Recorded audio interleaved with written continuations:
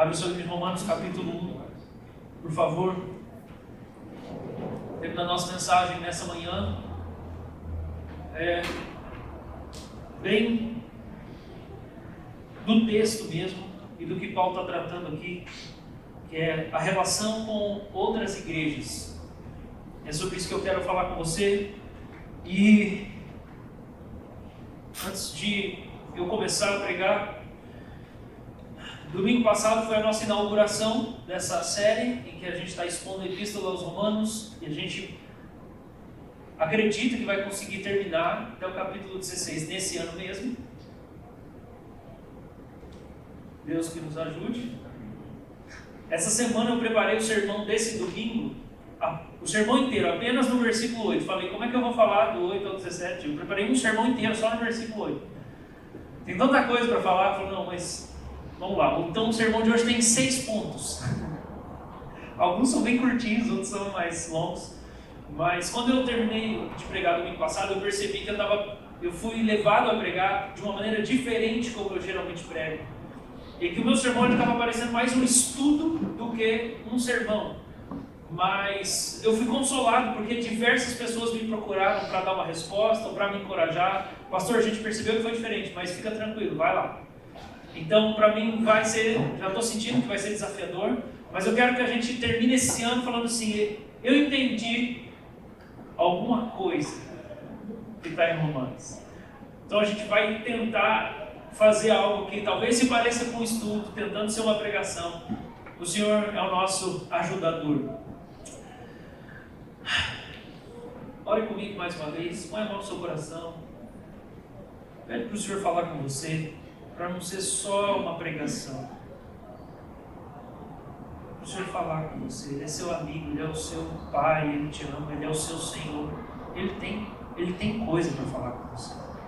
Pede para Ele usar esse recipiente rachado que está aqui com o microfone na mão. Pede por mim, por misericórdia.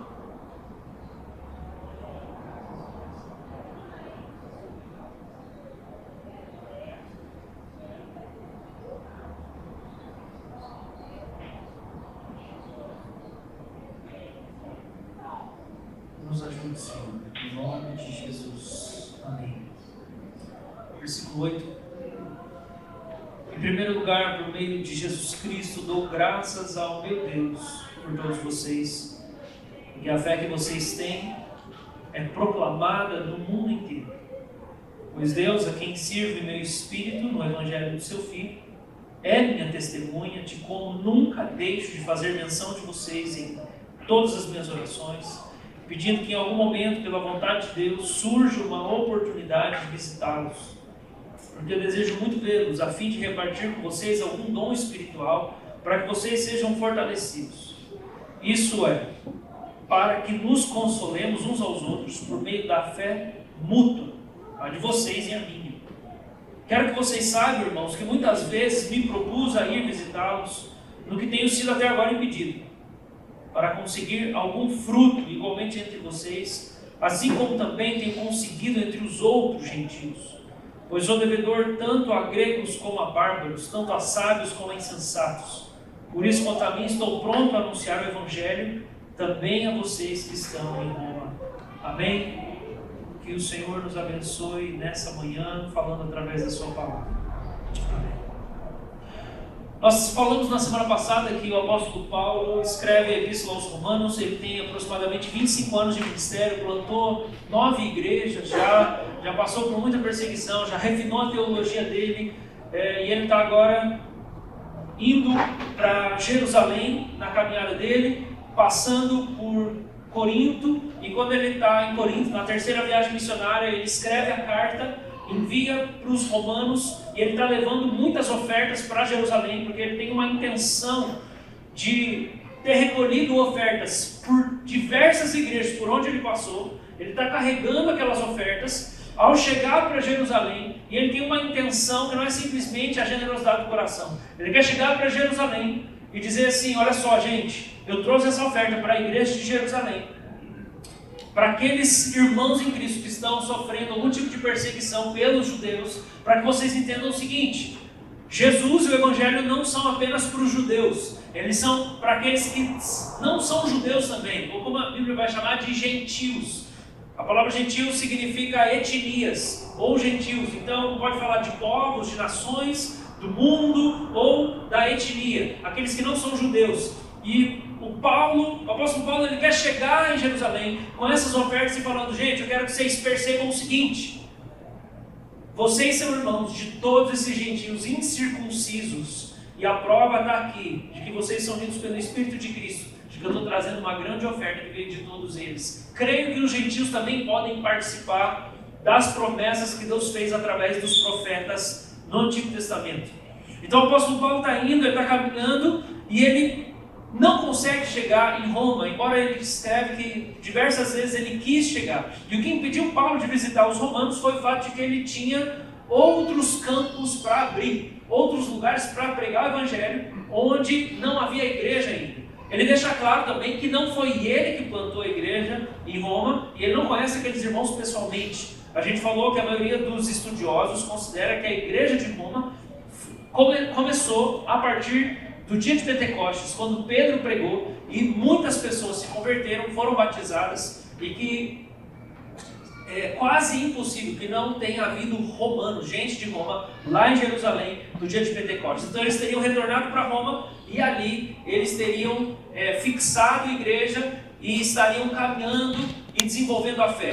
A igreja dos romanos seria composta de gentios e judeus, sendo a maioria judeus, por causa das ênfases das temáticas que Paulo traz na carta aos Romanos. Se a gente vê a carta para os Gálatas, você vai ver que tem muito mais uma conversa para os crentes resistirem à circuncisão ou algum tipo de movimento judaizante. Daí você entende que aqueles que estão lá na Galácia, eles são gentios, eles não são judeus. Mas quando a gente olha para cá, pelo fato de a gente ver lá mais para frente que tem conflito entre dieta, entre algumas práticas do judaísmo, porque nem todo mundo na igreja de Roma praticava, você entende que tinha gentil e judeu, e Paulo está tentando desenvolver o evangelho para eles a partir da epístola e depois fazer as aplicações. E ele começa aqui no versículo 8 falando o seguinte, que em primeiro lugar ele dava graças a Deus por todos que estavam em Roma, porque a fé dos romanos tinha se espalhado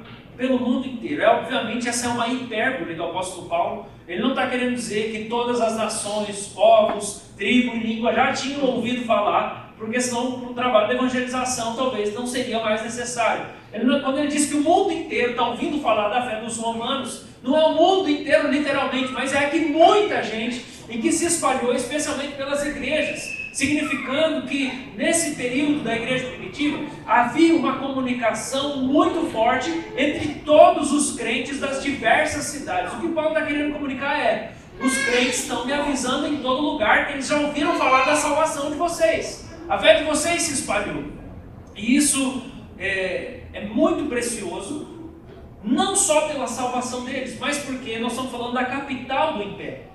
Roma é o Império Romano, é a capital, de qual se fala na história que todas as estradas levam a Roma, para que o correio aconteça, para que o comércio aconteça, para que as notícias aconteçam com toda facilidade, indo para Roma, saindo de Roma. Então, a notícia se espalhou muito rapidamente. A primeira lição que a gente vê desse versículo é que Paulo crê que a fé que os romanos têm em Cristo é genuína. Ele crê que os romanos são crentes mesmo, que eles são salvos, que eles são nascidos de novo, que essa igreja é uma igreja verdadeira. E é isso que ele fala aqui. Eu dou graças a Deus, porque a fé que vocês têm está sendo proclamada, estão comentando no mundo inteiro. Eu dou graças a Deus. Por que ele dá graça? Porque ele acredita que a fé é genuína. Agora, que lição que a gente pode pensar que a partir dessa afirmação do apóstolo Paulo? É que Paulo não evangelizou os romanos e ele não plantou a igreja. Então a gente está aprendendo aqui com Paulo que ele agradece por uma igreja que não segue a metodologia dele. Paulo está agradecendo por uma igreja que não ensina um tipo de ensino dele, que não prega do jeito que ele prega, que não tem o funcionamento, a estruturação como ele faz. É um outro modelo de igreja. E a gente não pode ser ingênuo quanto a isso, pensar, não, porque todas as igrejas primitivas eram iguais. Não eram iguais. Quando a gente vê lá os irmãos, você começa a ler Atos, né? Daí os comunistas gostam dessa parte, não, porque tinha tudo em comum. Então todo mundo, nós precisamos fazer o comunismo se instaurar. É só naquela igreja lá que tinha tudo em comum. Nas outras não tinha. Por que Paulo está recolhendo oferta? Porque não era igual em todo lugar. Não eram todas as igrejas que funcionavam igual no Novo Testamento. Pensa bem, quem foi que evangelizou os romanos? Ou quem que era a grande referência de pregação dos romanos? Pedro. Pedro não pregava igual Paulo, com certeza. A linha de raciocínio dele não era igual de Paulo, com certeza. Aquilo que talvez seriam as ênfases teológicas, doutrinárias de Pedro, não eram as ênfases de Paulo, com certeza. Pedro é um pescador. O pescador é considerado como um tipo de judeu de classe inferior, por causa da rotina de trabalho do pescador, dos momentos em que ele tinha que estar pescando. Ele não conseguia guardar o sábado direito, ele não conseguia guardar aquele calendário judaico direito. O pescador, ele era considerado aquele crente assim, meio de segunda mão, que ele aparece de vez em quando. E Paulo é um fariseu, ele é um piolho de sinagoga. Ele fala que ele se destaca até mais do que os outros da idade dele. O sabichão, o cabeção.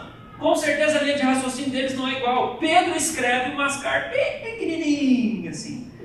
Paulo escreve uns calhamaços que viram quase que o Novo Testamento inteiro. Pedro fala que é difícil entender Paulo. Ele é mais simples, ele é mais rústico. O jeito dele de pensar não é igual. Ele não foi treinado na escola teológica junto com todos os outros fariseus da época. E isso com certeza definia um tipo de identidade das igrejas que Pedro pastoreava. Eu nem estou afirmando que Pedro pastoreava Roma, eu só estou dizendo que o jeito que eles receberam a pregação foi um jeito de pregação diferente. E Paulo está dizendo assim, depois ele até briga com Pedro lá em Gálatas. Mas mesmo tendo aquele conflito com Pedro, Paulo está dizendo assim, eu dou graças a Deus, porque a fé chegou em vocês. Paulo está dizendo, essa igreja aí não fui eu que plantei, não é a mesma denominação. Nós somos calvinistas, Pedro é arminiano. Nós somos meio pentecostal, Pedro é mais tradicional. Mas eu dou graças a Deus, porque a fé que vocês têm é genuína. Com escolas diferentes, perfis diferentes, as igrejas com ênfase diferentes, dons diferentes, pontos fortes diferentes. Não são todas as igrejas do Novo Testamento que têm os mesmos dons, o mesmo jeito de funcionar. Tem igreja do Novo Testamento que é mais amorosa. Paulo escreve para os Colossenses e fala assim, sobre o amor fraternal eu nem tenho que ensinar vocês, porque Deus ensinou vocês pessoalmente. Aí você chega lá em Corinto, pelo amor de Deus, parece que está todo mundo endemoniado, ninguém é crente lá. Só que você não vê o tanto de manifestação de milagres nas outras igrejas como em Corinto. O que a gente está vendo? Não existe essa uniformidade fantasiosa que a gente tem na nossa cabeça sobre a igreja do Novo Testamento. E muitas vezes a gente faz isso hoje. E a gente cria na nossa cabeça um ideal de igreja, um método que a gente sacraliza, umas características ímpares, e a gente pensa assim, toda a igreja tinha que ser assim. Se não fosse assim, não é a igreja de Jesus, é a Babilônia, é sei lá o que. E não era assim que funcionava no Novo Testamento também. E a gente pode aprender com Paulo a dar graças a Deus pelas igrejas que não são da nossa denominação, que não têm as ênfases que a gente tem, que não funcionam exatamente como a gente funciona. Amém, irmãos? Amém. A fé deles é genuína também, amém? Amém. Os irmãos batistas ali estão sorrindo que nós estamos falando aqui, então fiquem à vontade. Irmãos, quando eu me converti, eu tinha um pastor que foi uma referência muito grande para mim, até hoje ele é, eu admiro grandemente, o pastor Roberto Teixeira, lá da 8ª Igreja Presbiteriana de Belo Horizonte. Quando eu tinha 16 anos, eu já queria ser pastor, já tinha o chamado, e eu tive um privilégio, e ele me convidou para passar um mês na casa dele, no mês de janeiro, e eu fui, foi no ano que eu comecei o seminário. E ele falou, meu filho, vamos ficar lá em casa, um homem muito amoroso, alegre, hiperativo, TDAH, nasceu, cresceu na Assembleia de Deus, depois se tornou presbiteriano, veio pregar no acampamento da Central aqui, vamos orar, e o bicho começava a falar em línguas, eu nunca tinha visto ninguém falar em línguas, era pastor presbiteriano ainda, e Deus usava ele, era sensacional, baixinho assim, uma carinha de indígena, marumbinha, luta jiu-jitsu. O pastor Beto deve estar com seus 55 anos hoje, mas está lá ainda, na 8ª Igreja. E a gente voltou de carro daqui para Belo Horizonte, porque tinha vindo passar umas férias aqui. Estava eu, ele, os filhos dele, o filho dele inclusive hoje está aí no universo aí da música cristã, gravando aí com o Upper Room, essas coisas, está morando lá em Dallas, nos Estados Unidos. E uma coisa me chamou a atenção do pastor Beto, eu nem sei, não lembro quanto tempo que deu de viagem, eu nem sei hoje quanto que deu, mas a gente foi de Curitiba até Belo Horizonte, e toda hora que ele passava na frente de qualquer igreja, ele falava para a esposa assim, glória a Deus, glória a Deus. E eu falava, glória a Deus, glória a Deus. Eu disse, o que está acontecendo? O que é isso? E daí uma hora eu assim, olha aqui, Shir, uma quadrangular, glória a Deus. Ele passava, olha aqui, até para o Universal ele falava glória a Deus. Eu falei, esse cara entendeu alguma coisa que eu não entendi. Toda a igreja que ele via, ele falava glória a Deus, daqui até Belo Horizonte. Nunca tinha visto alguém assim? Graças a Deus! Alguém está lendo a Bíblia aqui, se está explicando certo eu não sei, mas alguém está lendo a Bíblia aqui. Alguém está fazendo oração aqui, glória a Deus, mais uma igreja aqui. Isso me marcou. E quando eu leio o prefácio, saudações do apóstolo Paulo, não tem como eu não pensar, glória a Deus por vocês. Não fui eu que plantei, eu não sei como é que é as coisas aí, eu sei que vocês brigam por causa de comida, eu sei que tem um monte de coisa, mas glória a Deus, porque a fé genuína está no meio de vocês. Esse é o nosso primeiro ponto. Paulo crê que a fé dos romanos é genuína. Segunda coisa, eu quero fazer um link agora com o versículo de número 15, depois a gente volta para a sequência. Verso 15, o apóstolo Paulo escreve assim, por isso, quanto a mim, estou pronto a anunciar o evangelho também a vocês que estão em Roma. Irmão, se por um lado o apóstolo Paulo acredita na unidade da igreja, sabe que unidade não é uniformidade, as igrejas não têm as mesmas ênfases, as mesmas metodologias, a mesma escola, não tem todos o mesmo líder, a mesma filosofia de ministério, essas coisas todas. Ele dá graça a Deus, ele acredita na unidade, ele afirma a genuinidade da fé. Por outro lado, o apóstolo Paulo diz sim, eu estou pronto para ir encontrar vocês, pregar o evangelho para vocês. É isso que ele fala. Pronto a anunciar o evangelho também a vocês que estão em Roma. Preste atenção, Paulo não está dizendo assim, eu estou pronto para a gente ir aí fazer evangelismo. Ele não está dizendo isso. Eu estou pronto para ir, eu vou fazer uma visita para vocês aí, vamos lá, visitar os crentes lá. Botiatuvinha é um bairro aqui de Curitiba. Pode ser lá longe. E aí a gente vai fazer um evangelismo. Não é isso que Paulo está falando. Paulo está dizendo que ele está pronto para ir para Roma, para pregar o evangelho para os crentes em Roma. Mas ele não disse que os caras já são convertidos? Glória a Deus, aleluia.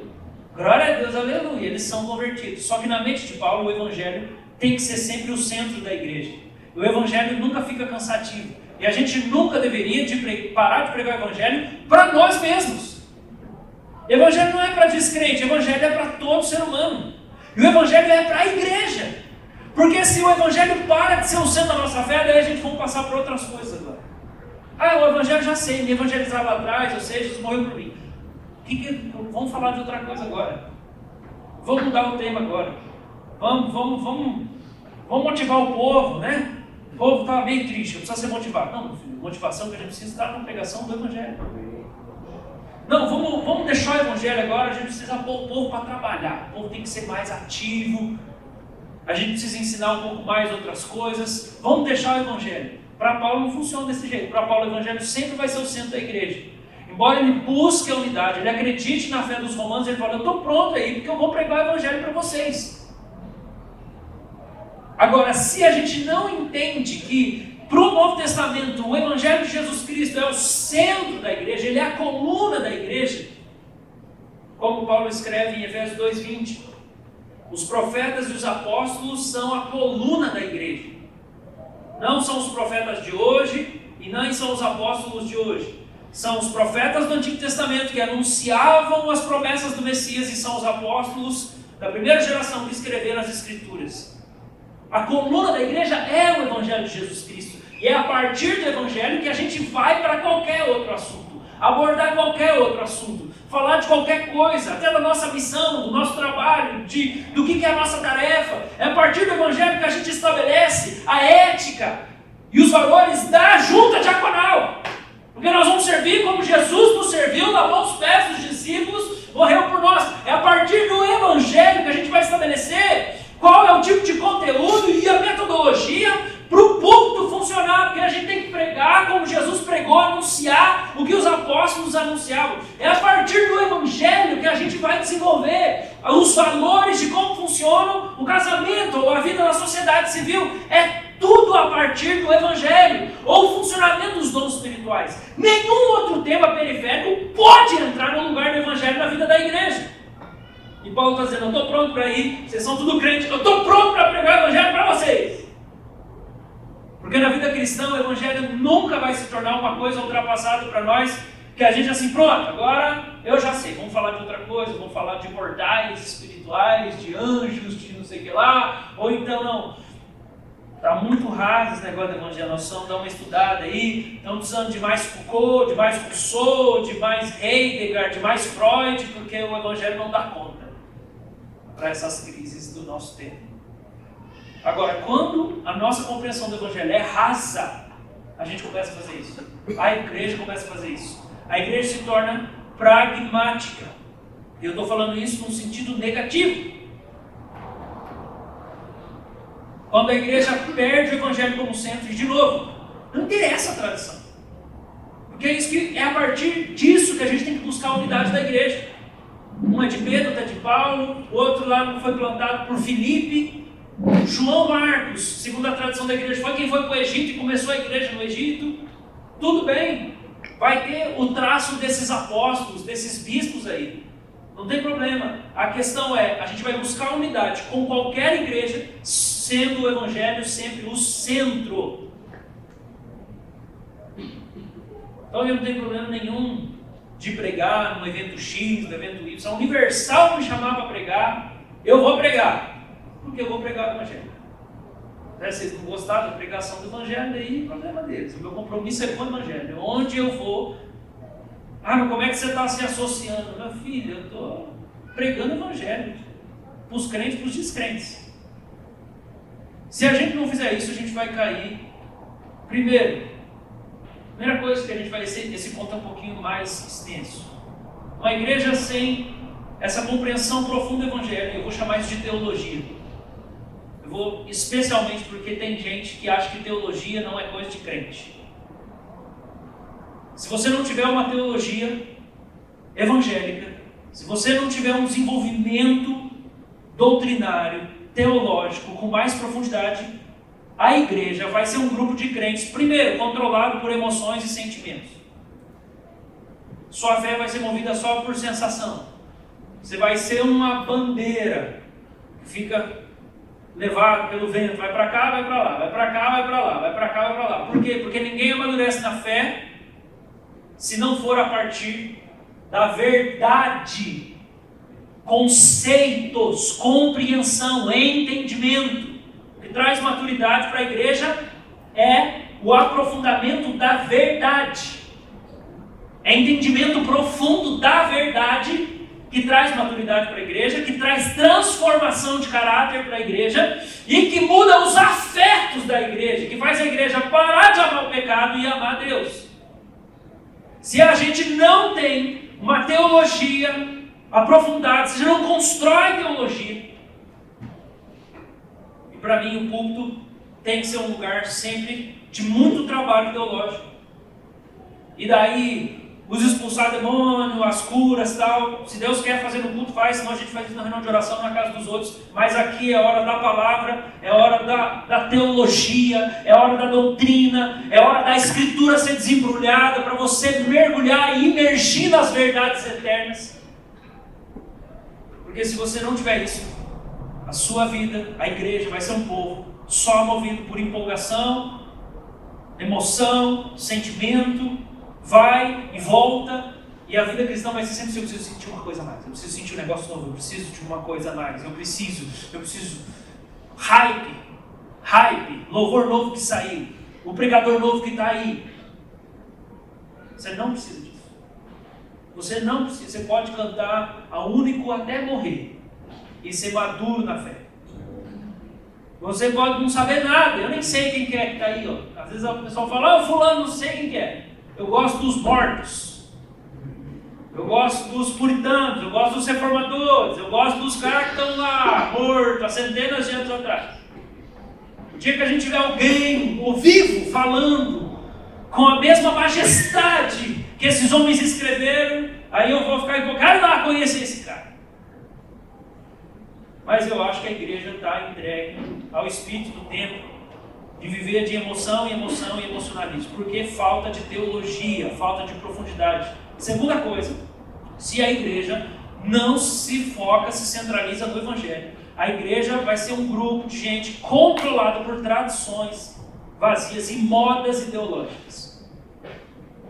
Vai acontecer, porque toda geração tem suas modas ideológicas, filosóficas, tem o pensamento do tempo. Toda geração. Ah não, porque algumas décadas atrás, né, ou 100 anos atrás, mas menos que isso, a gente ainda estava no que se chama a primeira modernidade. E os valores da modernidade são bem diferentes dos tempos de hoje. E na modernidade, o que se acreditava era que para o ser humano se aprumar, para uma pessoa melhorar, ela precisava de disciplina e correção. Alguns de vocês cresceram nesse tempo. E foi assim a educação que vocês receberam. Para você ser uma pessoa decente, você precisa o quê? Disciplina. Disciplina. Disciplina. Não é assim? Mudou hoje. Modernidade tardia ou pós-modernidade, o que é hoje? O que as pessoas acham que você precisa para você ser alguém? Um cidadão decente. Por que o povo fala que está cheio de gente atrás das grades? Porque eles não são amados. Não é porque eles não foram disciplinados, não é porque eles não aprenderam justiça, não é porque eles não foram corrigidos, é porque falta afeto.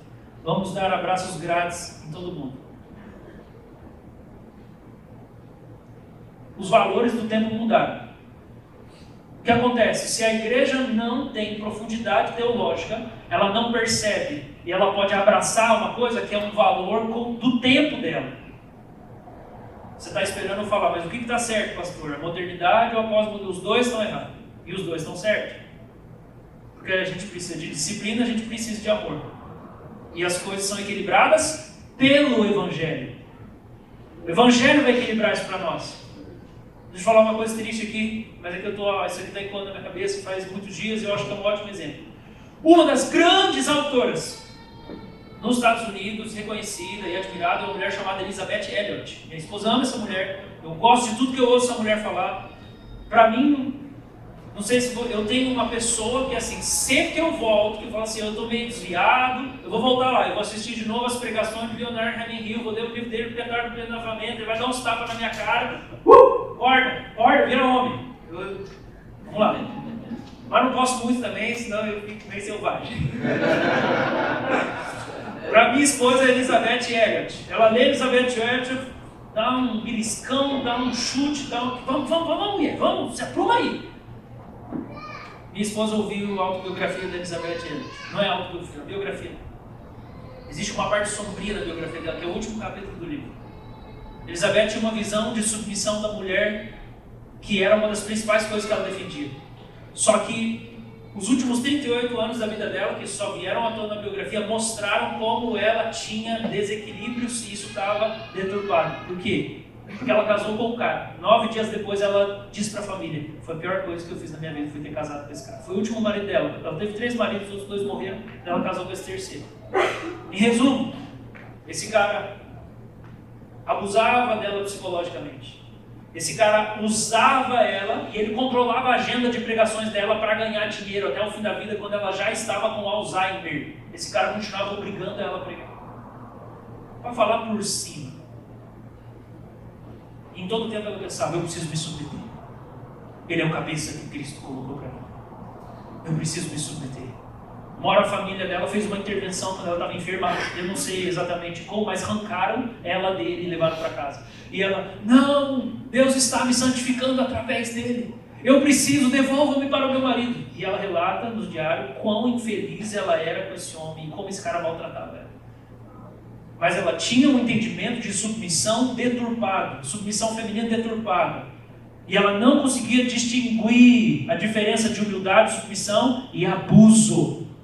Por quê? Porque ela veio de um tempo, de uma geração da modernidade, em que A disciplina era o valor máximo e ela hiperenfatizou isso na própria vida dela. Ela seguiu a cultura, mas ela ficou cega para os momentos em que isso saiu do padrão de Deus. Faz sentido o que eu estou falando? Do mesmo jeito hoje. Precisamos amar as pessoas? É óbvio que precisamos. Precisamos de mais afeto? É óbvio que precisamos. O amor nunca vai ser demais. No entanto, se a gente não tiver teologia, não tiver a nossa vida toda modelada pelo Evangelho, a gente vai só ficar passando a mão na cabeça de todo mundo e abraçando. E tem gente que precisa levar uns supapos para ver se vira a gente. Não estou falando para você bater em ninguém. Deixa a palavra de Deus vir como um martelo que esmiuça a penha. Se enche da palavra de Deus e deixa ela fazer o serviço através de você. Então a gente quer unidade sim.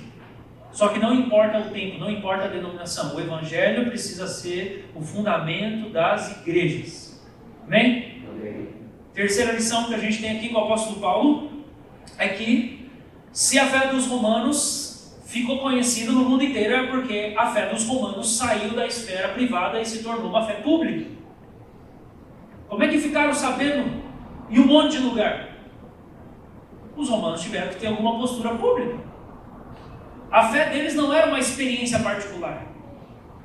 A fé deles não era só um sentimento. Que é assim, não, eu tenho a minha experiência com Deus, mas eu não reparto com ninguém, eu não evangelizo, isso não muda nada da minha vida, mas eu tenho a minha vida secreta. Tenha a sua vida secreta, mas ela não pode ser só secreta, porque senão ela não é vida verdadeira. Porque quando o Espírito Santo batiza os apóstolos, não faz eles irem lá orar, faz eles pregarem. Se tem uma coisa que eles só fizeram depois do batismo foi a coragem de proclamar. Milagre eles faziam antes do batismo do Espírito Santo em Atos 2. Antes de Pentecostes faziam milagre. Oração eles iam, dormiam, mas eles iam orar com Jesus lá. Agora o que eles não faziam antes do Pentecostes que mudou radicalmente do Pentecostes? Coragem para pregar. De repente todo mundo começou a falar de Jesus. É Pedro, é outro aqui. Pedro vai preso. Antes ele negou Jesus porque só na possibilidade de ser descoberto. Ele amaldiçoou Jesus lá. Quando está lá naquele fogareiro, Jesus sendo maltratado, ele maldito seja, blasfema Jesus antes do batismo com o Espírito Santo, do revestimento de poder. Depois de Pentecostes, Pedro é preso, ele é solto da prisão. As autoridades repreendem e falam assim, nós vamos obedecer a Deus, não estamos nem com vocês. Mudou. A fé não é mais só uma experiência particular, agora eu reparto com todo mundo. Nossa fé não pode ser só parte de uma experiência muito íntima que a gente tem de emoção, de choro, de lágrima, de experiência devocional. Ela precisa sair para fora. A gente precisa compartilhar nossa fé. E a gente não tem que só pregar a nossa fé, a gente precisa estruturar toda a nossa vida a partir da nossa fé, para as pessoas verem. Por quê? O que você faz? Isso é por causa de Jesus. É por causa da minha fé. É por causa da minha fé que eu funciono assim. É por causa da minha fé que eu dirijo assim. É por causa da minha fé que eu sou um professor assim. É por causa da minha fé que eu sirvo um cafezinho sorrindo. É por causa da minha fé que eu sou uma médica com uma ética assim. E que nenhum dos médicos gosta de mim lá, porque todo mundo é de um jeito e eu sou do outro. É por causa da minha fé que eu sou um pastor diferente também. É por causa da minha fé. Tem que ficar pública a fé. Isso aconteceu com os romanos. E foi porque a fé dos romanos virou pública que Nero botou fogo em Roma. Que o imperador Nero colocou fogo na cidade de Roma, usou os cristãos como tochas humanas e fincava eles nas estacas para iluminar Roma de noite, martirizando muitos e muitos cristãos. Se a fé deles tivesse ficado lá só escondidinha, é um sentimento que eu tenho, porque não sei o que, não tinha acontecido nada disso. Eles foram fiéis e pregaram a mensagem. Quarta, eu queria que a gente pudesse também, fazendo um contraste com nossa reflexão anterior, considerar que a fé que fez os romanos famosos não era uma fé perfeita. A fé de vocês falam no mundo inteiro, todo mundo está falando de vocês. No nosso tempo hoje existe um culto do selfie, da personalidade, um narcisismo, uma coisa da fama exuberante. A gente vive na era da celebridade e parece que todo mundo que é famoso é perfeito, porque não mostra defeito, né? Passa um pozinho aqui de arroz, não tem defeito nem da cara da pessoa. Acha que vai ter defeito na vida dela? Mas Paulo não está falando que os romanos têm uma fé que se espalharam porque a fé deles já está aperfeiçoada. Paulo não nutria fantasias quanto à igreja. E isso é uma lição para nós. E a gente sabe disso porque ele faz repreensões lá quando ele chega nas partes práticas da segunda metade da carta dos Romanos. E isso ensina para nós o seguinte: primeiro, a gente não deve desejar ser famoso. Parece que eu estou falando em chinês, que ninguém está entendendo. É isso mesmo, pastor. A gente não deve desejar ser famoso. Veja os profetas, veja os apóstolos, veja Jesus Cristo. Nenhum deles buscou ser famoso. Eles eram criticados pelo contrário. Você está sendo impopular, para de falar esses negócios. Cabeça de João Batista, o maior dentre os nascidos de mulher, rolou. Jesus, chega lá à festa dos tabernáculos, os 12 discípulos, vamos Jesus para Jerusalém. Jesus, não vou que não está na hora. Mas se você quer ser conhecido, você tinha que estar lá onde tem um monte de gente. Jesus, eu não vou, pode ir, não quero ser conhecido. Popularidade. Um monte de gente seguindo Jesus. Jesus sim, então, gente. Vamos ter que fazer um rito canibal pagão aqui. Você tem que comer minha carne e beber meu sangue. A galera, ó, vai tudo embora. Poxa, mas Jesus falou, não, peraí, gente, eu não expliquei, peraí, deixa eu explicar. Não, ele não fala assim, deixa eu explicar. Ele só fala, Pedro, Jesus, o povo tinha crido, o Senhor fez os milagres. Pedro, aí os discípulos ficam olhando para ele, Jesus, vocês não querem ir também não? Olha a preocupação de fama que Jesus tem. Nossa, que preocupado que eu estou, que as pessoas vão saber quem eu sou, que o meu YouTube, que o meu Instagram, que não sei o que, que a minha igreja, blá blá blá. Primeiro, a gente não precisa e não deve desejar ser famoso nem conhecido. Posso trocar a frase? A gente não deve desejar ser conhecido. Thomas Merton, um dos maiores autores de espiritualidade do século passado, ele escreveu assim, ele era um monge, e ele falou assim: não cometa o maior erro que eu cometi na minha vida. Foi um descuido e um desleixo me tornar famoso. E ele escreve algo bem radical, que seja um bêbado, seja um viciado, seja um herege, mas não seja famoso. A sua vida vai virar um inferno. Não queira ser conhecido, você não precisa disso. Segundo gente famosa não significa que a vida deles é perfeita. E a fé dos romanos era uma fé que funcionava na dinâmica do verso 17. A gente não leu, mas olha lá agora. Porque a justiça de Deus se revela no Evangelho. De fé em fé, como está escrito, o justo viverá pela fé. A fé dos romanos era a fé do Evangelho. E a fé do Evangelho não vinha de uma vez, como um bloco definitivo. Pá!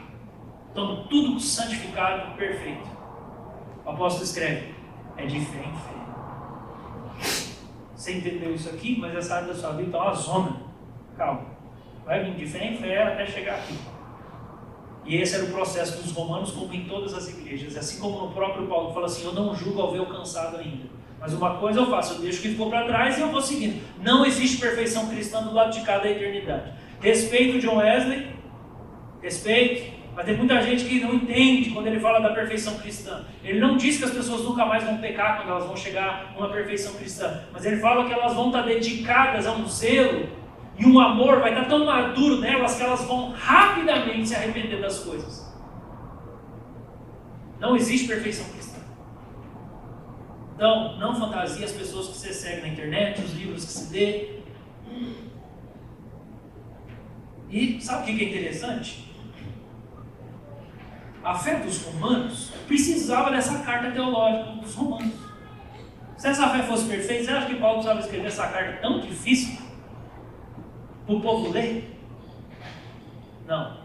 Eles iam crescer de fé em fé ainda, a partir do conhecimento das Escrituras, da teologia, da doutrina. Próximo, quase chegando no fim, gente.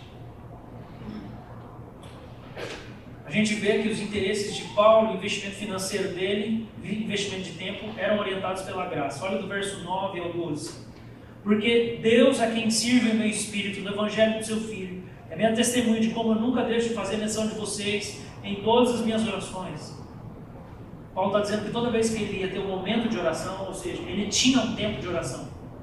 Deixa eu fazer só uma pausa aqui, não tá, esse aqui é improviso. Se você, gente que fala que tem vida de oração, mas não tem tempo separado para orar, não tem vida de oração. Não existe isso.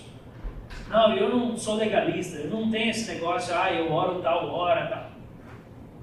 Eu oro o tempo inteiro. Você não ora de tempo nenhum, na verdade. Não existe isso. Paulo está escrevendo, nas minhas orações, eu sempre faço menção de vocês. O que ele está querendo dizer? Que ele tinha um momento que ele orava. E que toda vez que ele ia ter um momento, ele orava pelos romanos.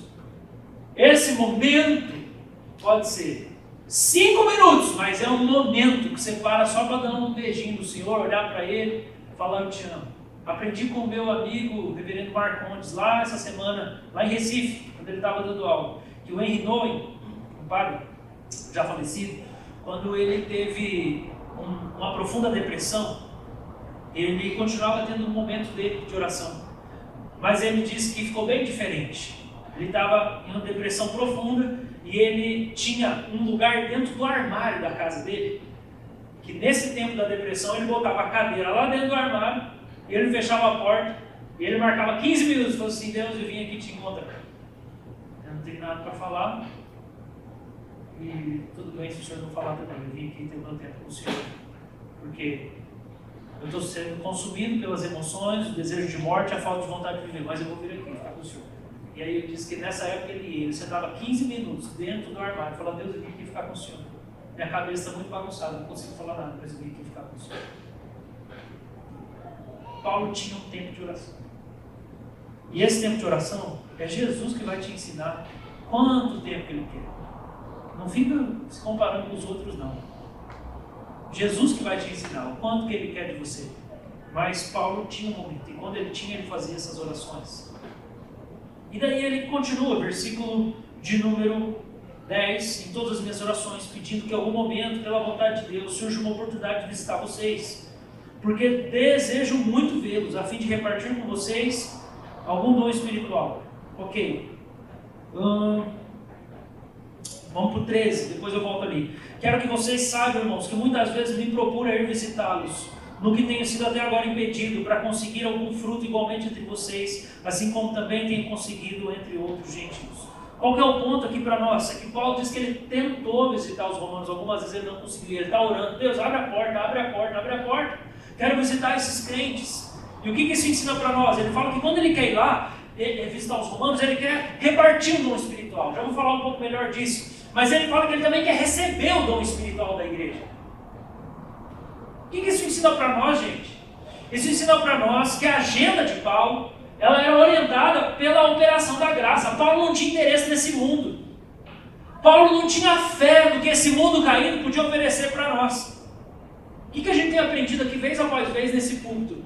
Esse mundo está caído. O reino de Deus já chegou. A nova criação já começou. E o que é a nova criação? É a graça de Deus renovando as coisas desse mundo caído.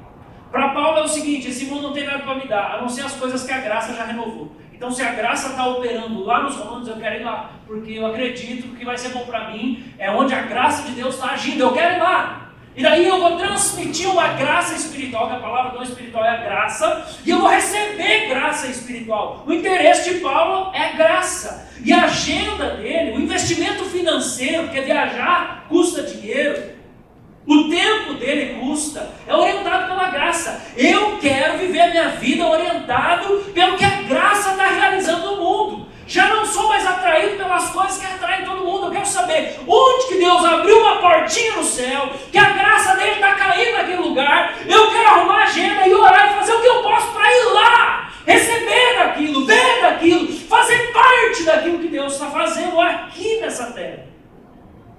Irmãos, essa deveria ser a nossa ética de uso de tempo, de recurso, de férias. Qual foi a última vez que você separou um feriado, umas férias suas para fazer uma escola missionária. Porque o seu compromisso é: eu quero o que Deus está fazendo nesse mundo. Quando foi de uma vez, você separou um tempo assim: eu vou numa conferência teológica, missionária. Eu vou investir um dinheiro na formação do homem interior. Eu vou investir dinheiro no entendimento, na renovação da minha mente. Eu quero mais da graça de Deus. Paulo está falando: eu quero viajar para dar graça e para receber graça. Vocês estão entendendo, gente? Essa devia ser a nossa agenda. Deus, e desde que o Senhor me salvou, isso foi o jeito que Ele me ensinou a usar o tempo. A minha fome por Deus, minha comunhão com Deus tem que achar expressão nas minhas férias. Todas as férias que eu tinha do ensino médio, eu ia fazer uma viagem missionária. Ou para as tribos indígenas, ou ia para a África do Sul, ou ia para não sei aonde. Todo dia que aparecia, eu assim: eu quero ir lá. Fui lá conhecer a igreja perseguida no Egito. Deus abriu as portas, ganhei passagem. Fui lá na Beta ver o avivamento que estava acontecendo. A minha agenda, para eu ser como o apóstolo Paulo, para eu poder dizer: eu sou separado para o Evangelho, servo de Cristo Jesus. A minha agenda é: onde que a graça de Deus está agindo nesse mundo? Eu quero ir lá. Eu quero ir lá. Isso não é idolatria de homens. Isso não é idolatria de homens. Não, eu quero ir lá ver aquele cara pregar, porque esse cara prega bem. Porque esse ministério é conhecido pela fidelidade, por isso, por aquilo, por aquilo. Em contraste com não seja famoso, não deseje ser conhecido, a gente precisa perceber que Deus está fazendo coisas nesse mundo. E Paulo quer ir até esse lugar para testemunhar. Homens e mulheres santas não são consolados pelo que não foi tocado pela graça.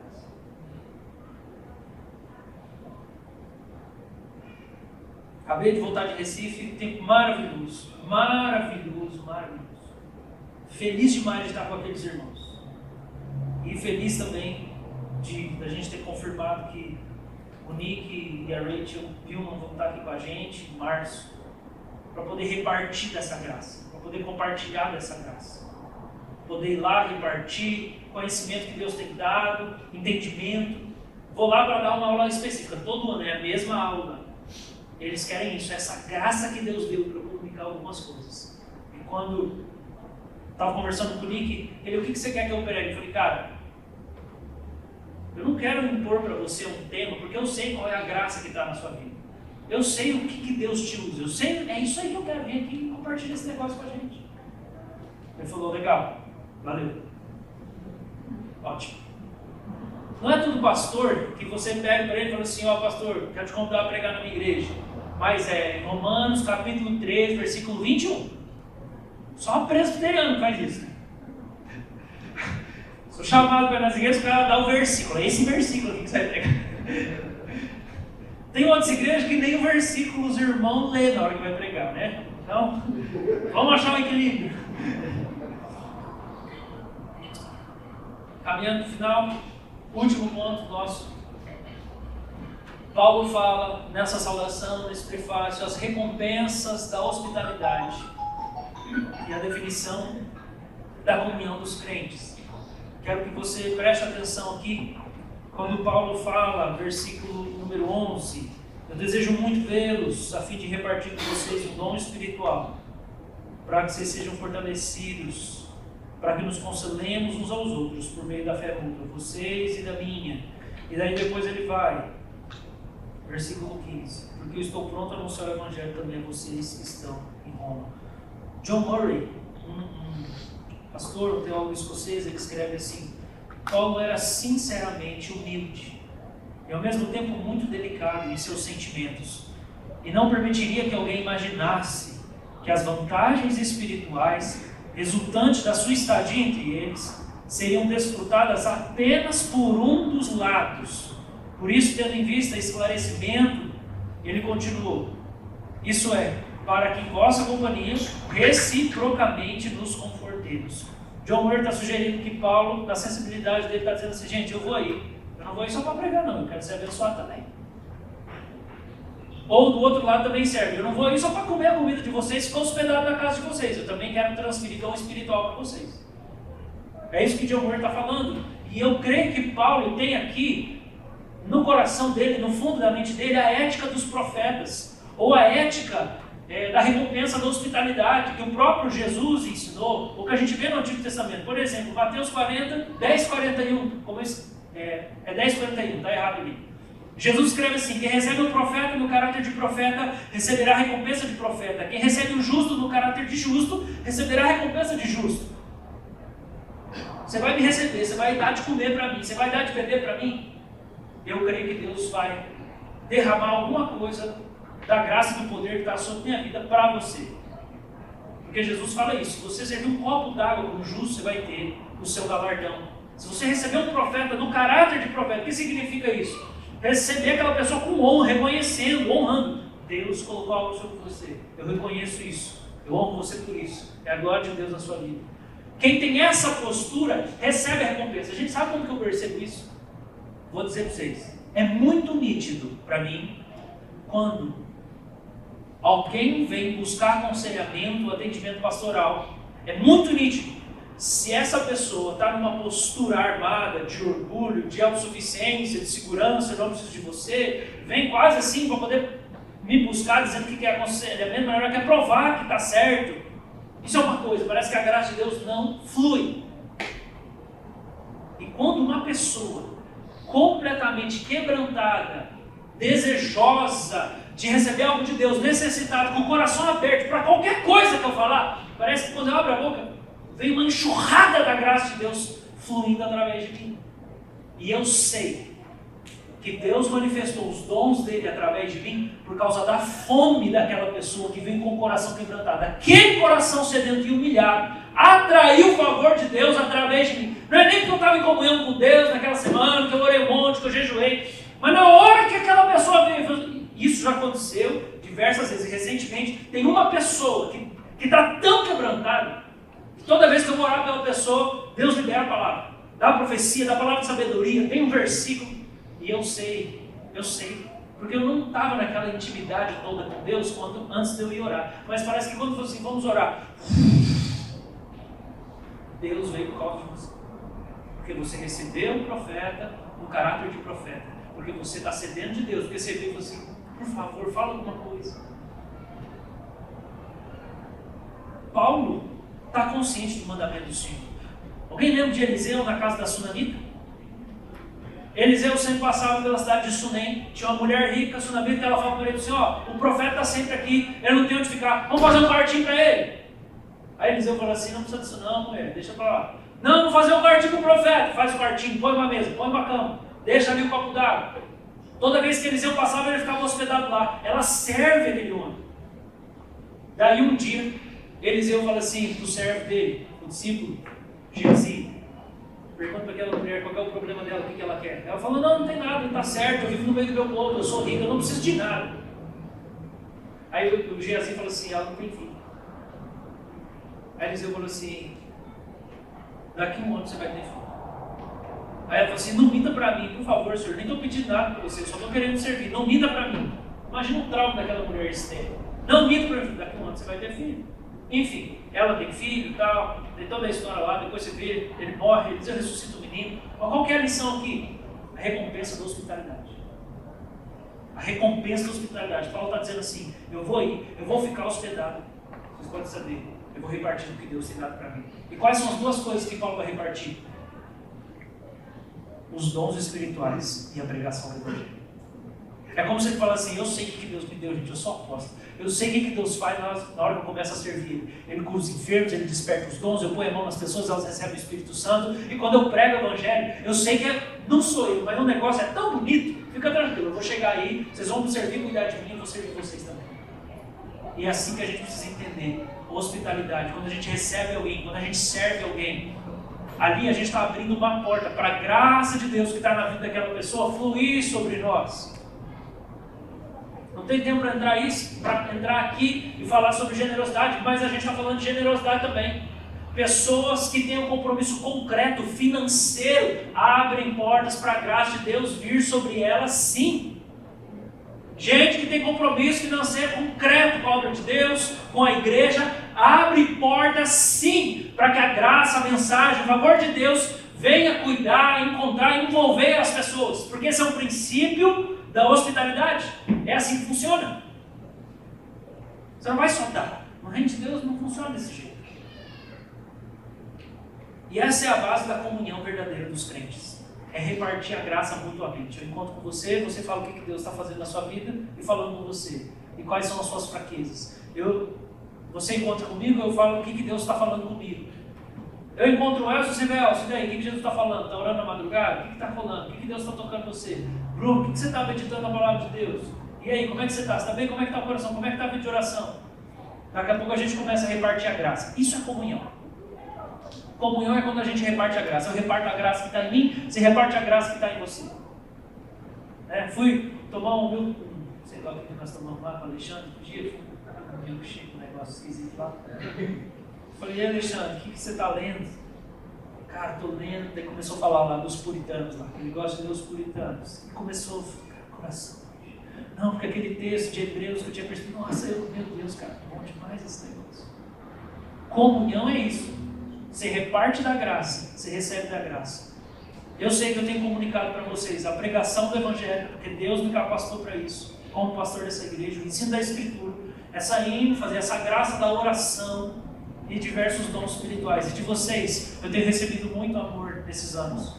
Eu tenho aprendido muito sobre liderança. Eu tenho aprendido muito sobre paciência e compreensão com os presbíteros. Eu tenho recebido hospitalidade. Eu tenho recebido muita coisa da igreja. É assim que a comunhão funciona. A gente reparte a graça de Deus na nossa vida. Por isso que a gente precisa praticar a hospitalidade. Quando a gente abre a porta da casa, a gente abre a porta da vida. A graça de Deus pode fluir através de nós. Se coloca de pé, por favor, vamos orar. Eu espero que nessa manhã você tenha sido fortalecido pela palavra de Deus. Alguma coisa tenha tocado no seu coração. E eu quero que você, por favor, se reúna aí com 2, 3 pessoas. E você vai pedir para que a graça de Deus na sua vida possa cair sobre esse irmão. Eu quero que você pense em uma coisa que Deus tem dado para você. Uma coisa na sua vida. Seja como você ama os salmos, seja o dom do serviço que chegou até você, alguma coisa que você fala assim, Deus me deu esse negócio aqui. Pode ser que não seja todo dia, nem toda semana, mas eu sei que isso aqui é íntimo, que Deus colocou na minha vida. Eu quero que você ore. Vamos juntar em grupos de 3 ou 4 pessoas, e daí eu já vou orar dando a bênção para você. Mas vai lá, se junta aí em grupo 3 ou 4.